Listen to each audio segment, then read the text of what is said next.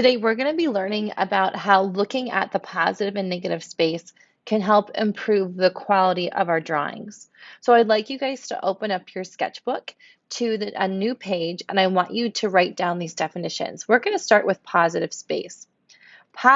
Space refers to the figures or objects or anything tangible in a composition. So looking at this photograph, the positive space is the chair. Now, negative space is all the empty areas. This is the space that exists between, around, and behind tangible forms and in part defines tangible forms. Negative space is as significant in a composition as positive space. So in this chair, we have negative spaces in between the stool as well as all the way around it. Today in our drawings, we're going to only be drawing the negative space, and that's going to reveal the contour of our positive space object. For example, let's take a look at this image. Do you see two faces or a vase? If you see two faces, then you are seeing the white area as the positive space. The black areas become the negative space. If you're seeing a vase, then you are seeing the black area as the positive space and the white area as the negative space. So sometimes, though, in art, objects can be both positive and negative, depending upon its relationship to other tangible things in the composition. Tangible forms may act as negative space to other tangible forms. For example, in this painting by Mary Cassatt, the positive spaces are the couch and the young girl. The edges of the couches are defined by the negative space around it. So that would be like the floor and then the wall. However, the negative spaces are both the floor and the couch because when you look at the girl is defined by the negative space defined by that tangible object of the couch.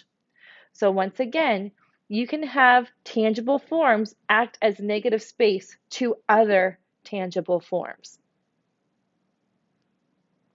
For today's drawing, the first thing that I want you guys to do is I want you to choose one of the single chair photos in the positive and negative shape reference photo folder. If you draw the photo that has the chair with a shadow in it, I expect to see the shadow also be drawn in. You're then going to be using a micron pen and only drawing the negative spaces in and around your chosen single chair. Those negative spaces will then define the shape of that chair. Before beginning your drawing, I want you guys to analyze your photo for at least a minute. Analyze the negative spaces in between the positive space of the chair. Ask yourself these questions. How does the negative space change throughout the chair? How do the angle of the lines differ? How do the shapes compare to one another? Slowing yourself down and seeing what's in front of you first will always result in a better drawing because you're making sure that you're going to draw what you see, not what you think you see. As stated earlier, I want you guys to complete this drawing with one of your micron pens. And then when you do begin drawing, only draw the outline of one negative space to start. These negative spaces will end up defining the edge of the positive space being the chair. And for each negative space you draw, analyze the angle of each line. Now, one thing I like to do is ghosting. So that's what I'm doing right there. When you ghost a line, you draw over the photo, getting a feel for the direction and length of each edge of your negative space. I then transfer that line onto my paper by mimicking the angle and length I measured when I ghosted over the line in the photograph. In addition to analyzing each angle of every line as well as ghosting over every line, I want you to analyze each negative space's shape, but more importantly, how these negative shapes interact with one another. So ask yourself, where does this next negative shape or space lie in relation to the one I previously drew? For example, the lines that define the edge of each leg in the stool should be drawn in the same direction. This will help show how the legs are looking like one entity and not being broken and drawn apart from one another.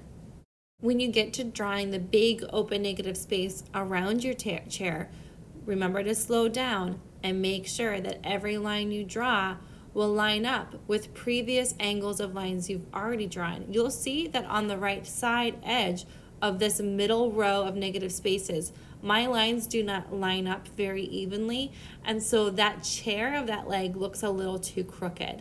So try your best to avoid doing that to where all of your lines are flowing with one another. And if you guys make a mistake while you do this drawing, I don't want you to tear out the page from your sketchbook. Just modify your drawing as you go along, and then take a picture of your work once it's done and submit it into today's assignment.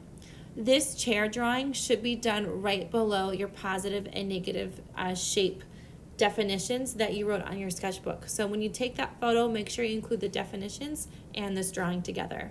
Good luck and have fun.